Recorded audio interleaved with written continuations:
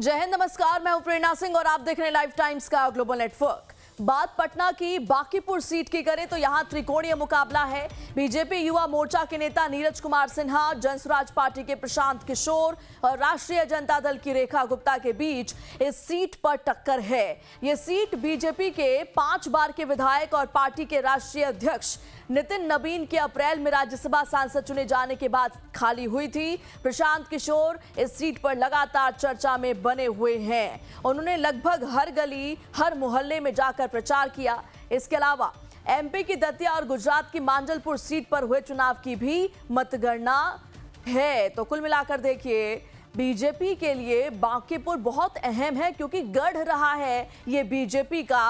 हालांकि देखिए, इस बार के चुनाव से पहले तक यहाँ पर मैक्सिमम वोटिंग अगर हुई थी तो वो 42% थी, लेकिन इस बार ये जो आंकड़ा है वो और छिटक करके तकरीबन 34% मात्र जो है बांकीपुर में वोटिंग इस बार हुई है। तो अब ऐसे में देखने वाली बात ये होगी कि नितिन नबीन का गढ़ जो कि रहा है बांकीपुर, यहाँ पर तकरीबन 15 सालों से बीजेपी का राज रहा, क्या इस गढ़ को, इस किले को फतेह करने में या सेंधमारी करने में बाकी जो दल हैं वो कामयाब हो सकेंगे या फिर नहीं।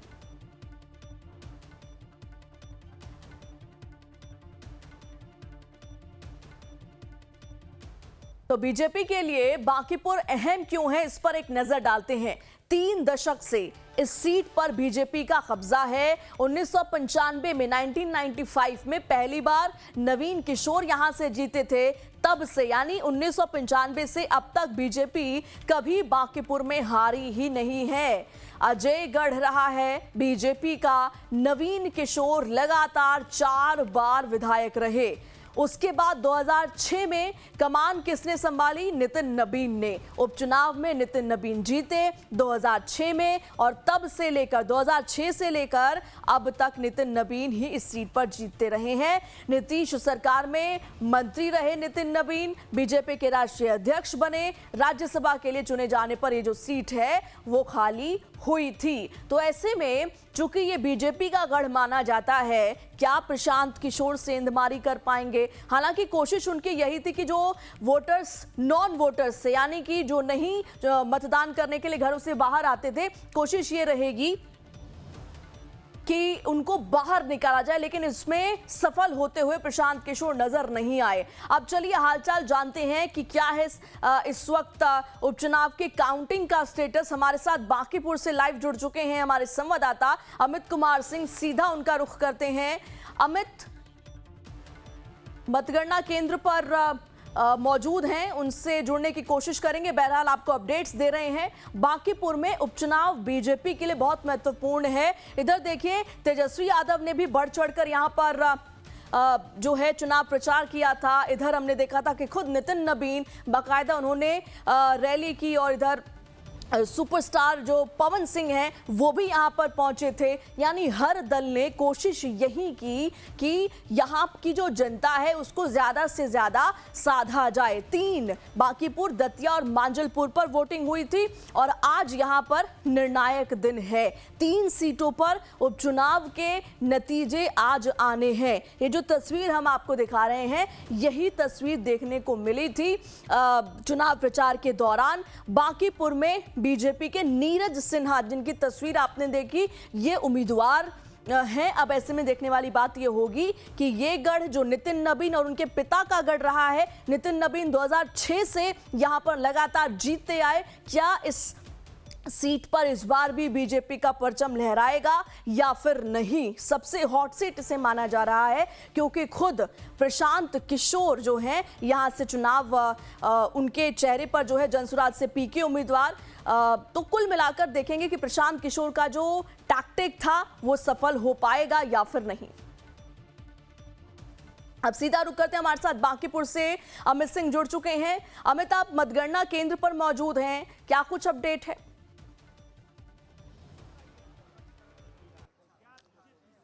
प्रेरणा, बैटल ऑफ बांकीपुर का जो है फैसले का दिन है और जाहिर सी बात है हमारी मौजूदगी ठीक मतगणना केंद्र पर है जहां पर कि मतगणना शुरू हो गई है। और अभी अभी हम आपको तस्वीरें भी दिखाते हैं कि उसके बाद हम बताएंगे किस तरीके से सबकी सांसें जो है वो रुकी हुई है, चाहे वो बीजेपी हो, प्रशांत किशोर हो या फिर तेजस्वी यादव हो। और हम आपको पहले तस्वीरें दिखाते हैं। ये मतगणना केंद्र है वो AN कॉलेज और इसी मतगणना केंद्र के अंदर अभी काउंटिंग शुरू हो गई है और ये सुरक्षाकर्मी जो है वो अंदर से लेकर बाहर तक पूरे इस इलाके को जो है ना उसको पूरी तरीके से सील कर दिया गया है। यानी जो बोरिंग रोड से लेकर पाटलिपुत्रा की तरफ सड़क जाती है, दोनों ही सड़कों को बंद कर दिया गया है और सुरक्षा के पूरे इंतजामात हैं। और हम आपको तस्वीरें लगातार दिखा रहे हैं और जानकारी आपको दे रहे हैं कि किस तरीके से यहाँ पर बीजेपी और जो प्रशांत किशोर है उनके बीच में सीधी टक्कर दिखाई पड़ रही है। जो शुरुआती रुझान भी आ रहा है इसमें कि बीजेपी और प्रशांत किशोर जो है वो एक दूसरे पर जो है वो आमने सामने खड़े हैं। हालांकि तेजस्वी यादव की जो पार्टी है RJD, उनके उम्मीदवार रेखा गुप्ता है, वो उनके लिए है कि वो तीसरे नंबर पे आ सकते हैं। लेकिन जिस तरीके से बीजेपी ने अपनी ताकत झोंकी है प्रेरणा, तो सारा कुछ जो है वो दारोमदार नितिन नवीन जो राष्ट्रीय अध्यक्ष है और सम्राट चौधरी जो मुख्यमंत्री है, इन दोनों के कंधों पर है कि किस तरीके से बीजेपी अपने जो गढ़ है, जो अपना जो शुरू से बीजेपी के किले में ये मजबूती से रहा है बांकीपुर, वो कैसे अपने किले को बचाती है। क्योंकि प्रशांत किशोर ने जिस तरीके से प्रेशर बनाया है प्रेरणा, वो प्रेशर बीजेपी के लिए काफ़ी परेशानी करने वाली है। तो आखिर देखना है कि बांकीपुर में जो काउंटिंग शुरू हुआ है तो अगले कुछ मिनटों में या घंटों में आपको तस्वीरें भी साफ दिखाई पड़ेंगी कि किस तरीके से जो धुंधली तस्वीरें हैं, ठीक कहा अमित आपने। और देखिए बांकीपुर जो कि बीजेपी का गढ़ रहा 1995 से, अमित इस बार देखिए यहाँ पर जो वोटिंग प्रतिशत था वो जो बाकी साल में एक एवरेज रहा है 40, 42, 45 का, उससे भी कम रहा। तो ऐसे में आपको क्या लगता है कि इस बार का मुकाबला कितना टक्कर वाला होने वाला है? क्योंकि देखिए एक स्ट्रैटेजी ये भी थी प्रशांत किशोर की, जो नॉन वोटर्स है यानी कि वो जो मतदान नहीं करते हैं, घरों से बाहर नहीं निकलते, उनको इस बार इतना जो है प्रोत्साहित किया जाए कि आप घरों से निकलिए, बाहर आइए, वोट करिए। इसमें तो कामयाब होते हुए नहीं दिखे पीके।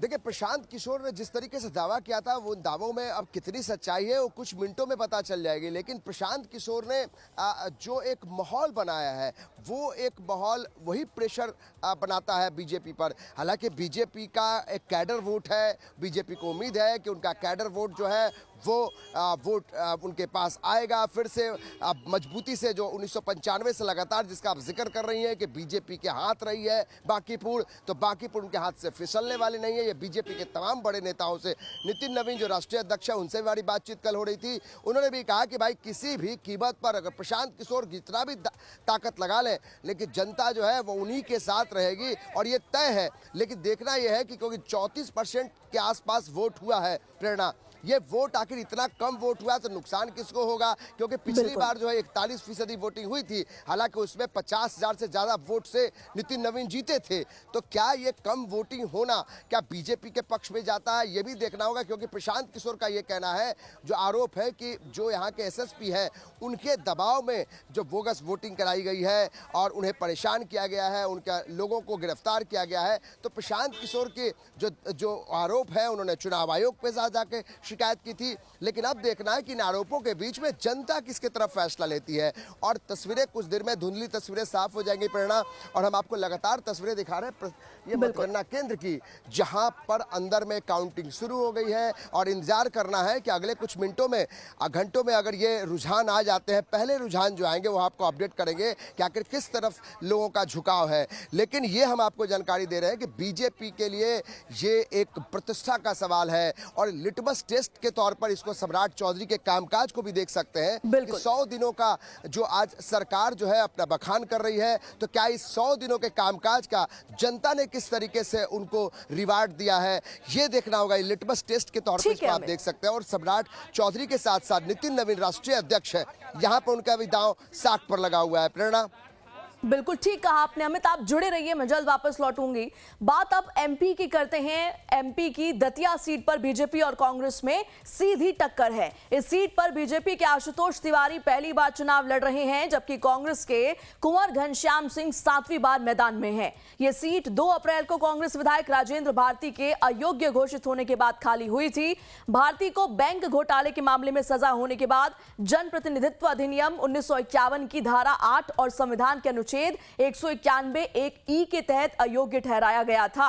तो देखिए, एक तरफ बिहार की भी तस्वीर हमने आपको दिखाई, उसके बाद एमपी आपको लिए चलते हैं। यहां पर क्या स्टेटस है? दतिया सीट पर सीधी टक्कर है किसके बीच? बीजेपी और कांग्रेस में। यानी कि ये सीट अब किसके नाम होती है, यहां की जनता ने किसको चुना है, वो अब से कुछ घंटों में जरूर सामने आ जाएगा। तो कुल मिलाकर हम लगातार अपडेट्स आपको बता रहे हैं। इसके अलावा कांग्रेस नेता जीतू पटवारी ने कहा है कि हमें एमपी की जनता पर पूरा भरोसा है और दतिया में जो भी नतीजे आएंगे हम उसका सम्मान करेंगे।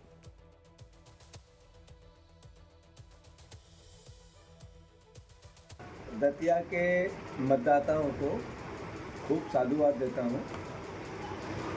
हमने उनसे आग्रह किया था कि मध्य प्रदेश की राजनीति का बदलाव का शंखनाद दतिया की जनता को जिम्मेवारी मिली है। माँ पीताम्बरा माई की कृपा से आप लोगों का आशीर्वाद कांग्रेस पार्टी को मिले। मैं बहुत बहुत बहुत धन्यवाद देता हूँ दतिया की जनता को। उन्होंने खूब बढ़ चढ़कर सकारात्मक सोच के साथ जिस तरीके से कांग्रेस पार्टी पे विश्वास जताया, मैं उनका शुक्रिया करता हूं, धन्यवाद देता हूं, उनको विश्वास दिलाता हूं कि आने वाले समय में हम आपकी आशाओं पर खरे उतरेंगे।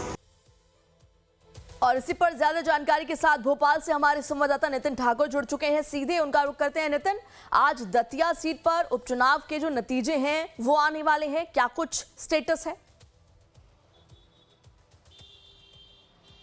प्रेरणा, पहले सबसे बड़ा अपडेट तो ये दे दूं कि मैं जिस तरह से वहाँ पे जो कांग्रेस के पूर्व विधायक थे राजेंद्र भारती, उनको कांग्रेस पार्टी ने भीतर घात के चलते वहाँ से निष्कासित कर दिया, पार्टी से हटा दिया गया, क्योंकि लगातार घनश्याम सिंह जो आरोप लगा रहे थे कि कहीं ना कहीं राजेंद्र जो भारती है वो बीजेपी के लोगों से संपर्क में, इसलिए देर रात को उनको कांग्रेस पार्टी ने निष्कासित कर दिया। रहा सवाल दूसरी बात, तो 15 राउंडों में वहाँ पर कुछ देर बाद यानी काउंटिंग शुरू होने वाली है। डाक पत्रों में 350 डाक पत्र थे, उसकी काउंटिंग शुरू हो चुकी है। तो यानी कि जिस तरह से घनश्याम यादव और आशुतोष तिवारी के बीच जो मुकाबला देखने वाला वो दिलचस्प होगा, क्योंकि कुछ ही देर बाद राउंड में स्टार्टिंग हो जाएगी, काउंटिंग शुरू हो जाएगी। 15 राउंड में ये टेबल लगाई गई है, 15 राउंड में ये काउंटिंग होगी। यानी कि अभी डाक पत्र की शुरुआत हो चुकी है, मगर सबकी निगाह ये है कि ये जो उपचुनाव है ये 2028 के विधानसभा चुनाव के भाग्य का फैसला करेगा। यानी कि जीतू पटवारी उमंग सिंघान के लिए एक बड़ा चुनौती है, तो वही मध्य प्रदेश के मुख्यमंत्री डॉक्टर मोहन यादव और जो प्रदेश अध्यक्ष हेमंत खंडेलवाल, उनके लिए भी भाग्य का फैसला रहेगा, क्योंकि दोनों पार्टी के तमाम जो नेता थे वहाँ पर लगातार प्रचार प्रसार कर रहे थे अपने अपने प्रत्याशी के लिए। तो अब जिस तरह से ये उपचुनाव तो भले ही हुआ है, लेकिन कहीं ना कहीं 2 साल बाद 2028 में विधानसभा चुनाव है, तो इससे पहले एक रणनीति जिस तरह से बनाई जाती, क्योंकि भारतीय जनता पार्टी की सरकार तो मध्य प्रदेश में ज़्यादा सीट भी है, लेकिन जो ये दतिया उपचुनाव हुआ इसमें कांग्रेस के प्रत्याशी मैदान में थे, यानी कांग्रेस के विधायक थे, वो किसी जो सोसाइटी में घोटाला किया था इसलिए उनको सजा हो गई थी, तो इसलिए उसको पद से हटा दिया गया था। तो एक बड़ी बीजेपी के लिए तो यहाँ पर चुनौती रहेगी, मगर कांग्रेस अपनी सीट को वापस मजबूती के साथ खड़ा करने के लिए प्रयास करेगी। मगर भीतर घात की संभावना के चलते जो पूर्व विधायक थे राजेंद्र भारती, उनको कांग्रेस ने देर रात को हटा दिया। तो अब देखने वाली बात यही होगी कि अभी काउंटिंग में यानी डाक पत्र की काउंटिंग तो शुरू हो चुकी है, मगर 9 बजे से जो पहला राउंड आएगा उसमें कौन जीत आगे बढ़ता कौन पीछे रहेगा ये सबकी निगाह रहेगी। मगर 15 राउंड में यहाँ पर काउंटिंग दिखाई देगी।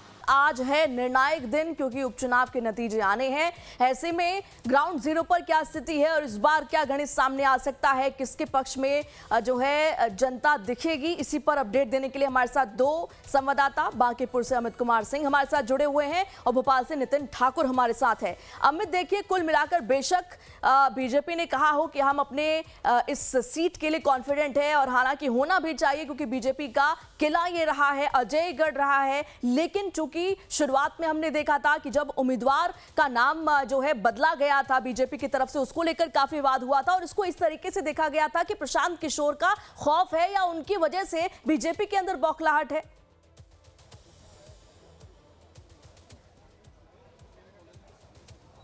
देखिए प्रेरणा, जो उम्मीदवार बदले गए थे उस समय तत्काल उस समय कुछ विरोधाभास थे, लेकिन अब मामला उम्मीदवार तक नहीं है। अब मामला प्रेरणा राष्ट्रीय अध्यक्ष के साख का है, क्योंकि राष्ट्रीय अध्यक्ष नितिन नवीन यहाँ से 5 बार के विधायक हैं। जाहिर सी बात है प्रेरणा कि न सिर्फ नितिन नवीन बल्कि अब देखिए बीजेपी के हाथ में स्टीयरिंग है बिहार की, और सम्राट चौधरी ने 100 दिन पूरे किए हैं। तो अब उनका भी लिटमस टेस्ट है इस सरकार का कि किस तरीके से जनता के बीच में, चाहे वो हाफ इनकाउंटर हो, लॉ एंड ऑर्डर का मामला हो, या फिर जो विकास के कार्य किए जा रहे हैं जिसका दावा ये सरकार कर रही है, तो पिछले 100 दिनों में जो इनका लेखा जोखा है काम का, उसके आधार पे भी लोग तय करेंगे कि लिटमस टेस्ट के तौर पर कि ये सरकार किस तरीके से काम कर रही है। तो न सिर्फ नितिन नवीन राष्ट्रीय अध्यक्ष की गरिमा, बल्कि प्रशांत जो सम्राट चौधरी हैं उनके भी 100 दिन के कामकाज का लिटमस टेस्ट होगा। और इसके अलावा प्रेरणा, सबसे महत्वपूर्ण बात है कि प्रशांत किशोर ने जब से अपना भाग आजमाया है, जिस तरीके से उन्होंने मैदान में वो उतरे हैं, उसके बाद से आप देखिए बीजेपी के तमाम जो रणबांकुड़े हैं वो सड़कों पर थे। आप खुद राष्ट्रीय अध्यक्ष ने भी कई बार रोड शो किए, इसके अलावा सम्राट चौधरी भी डोर टू डोर गए, रोड शो किया।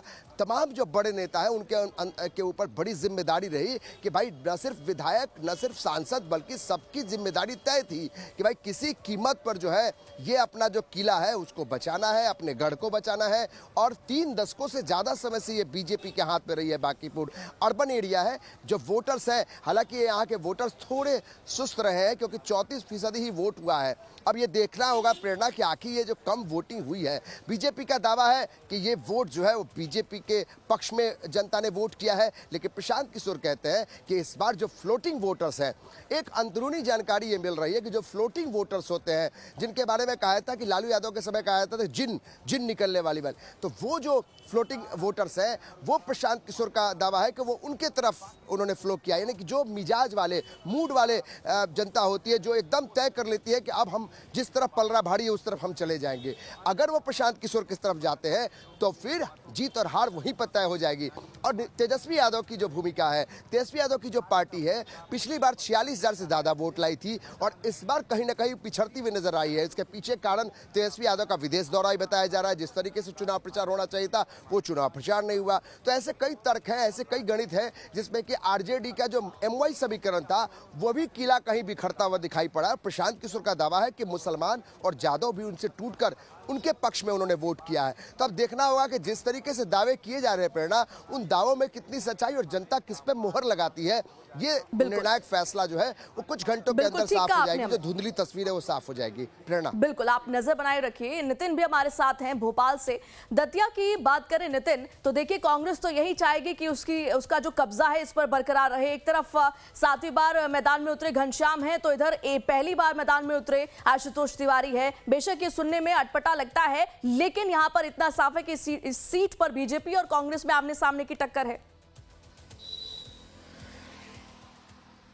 प्रेरणा, पहले तो ये बता दूं, यहाँ पर त्रिकोणीय मुकाबला है। आशुतोष तिवारी को भले ही भारतीय जनता पार्टी ने मैदान में उतार दिया है और यहाँ पर कांग्रेस ने घनश्याम सिंह को, लेकिन आज़ाद समाज पार्टी है जिस पार्टी ने यहाँ पर दामोदर यादव को भी मैदान में उतारा गया है। तो यहाँ पर त्रिकोणीय मुकाबला, इसके तीनों के साथ साथ 21 जो प्रत्याशी है वो मैदान में है। तो अभी फिलहाल तो यहाँ पर कांटे की टक्कर बताई जा रही है, मगर सबसे बड़ी बात यह है कि ये कांग्रेस की जो परंपरा सीट थी और कांग्रेस के जो प्रत्याशी थे, यहाँ से जो विधायक थे, कहीं ना कहीं वो यहाँ से हट गए थे। तो कांग्रेस चाहेगी कि ये सीट हमारी बरकरार रहे, मगर भारतीय जनता पार्टी के जो आशुतोष तिवारी को मैदान में उतारा गया पार्टी द्वारा, क्योंकि नरोत्तम मिश्रा का टिकट काटा गया था। मगर सबसे बड़ी बात यह है कि अब यहाँ पर भारतीय जनता पार्टी को भी जीतने के लिए पूरी ताकत लगाना पड़ेगी, क्योंकि भले ही उनकी सत्ता है, सरकार है, लेकिन यहाँ पर नरोत्तम मिश्रा को वापस पार्टी में अपनी मजबूती दिखाना, क्योंकि जिस तरह से विरोध उनके तमाम जो कार्यकर्ताओं ने वहाँ पर दिखाया था, तो एक तरह से उनकी जो छवि थी वो खराब हो गई थी। मगर आशुतोष तिवारी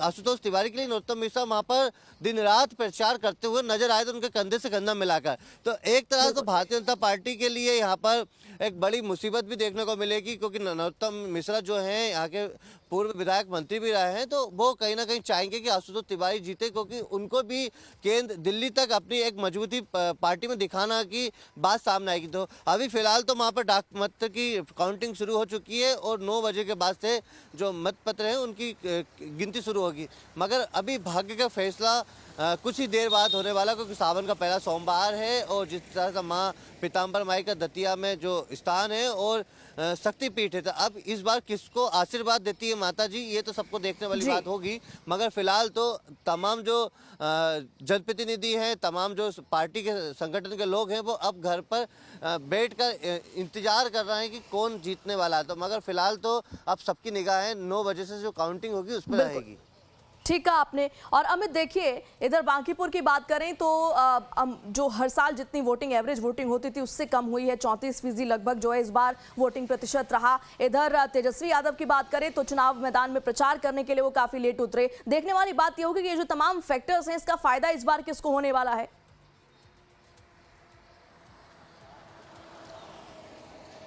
देखिए, बीजेपी का दावा है प्रेरणा कि ये जो कम वोटिंग हुई है ये चिंता का विषय तो है, लेकिन दावा ये किया जा रहा है कि ये वोटर्स जो है, ये जनता जो है वो वोट उनके पक्ष में की है।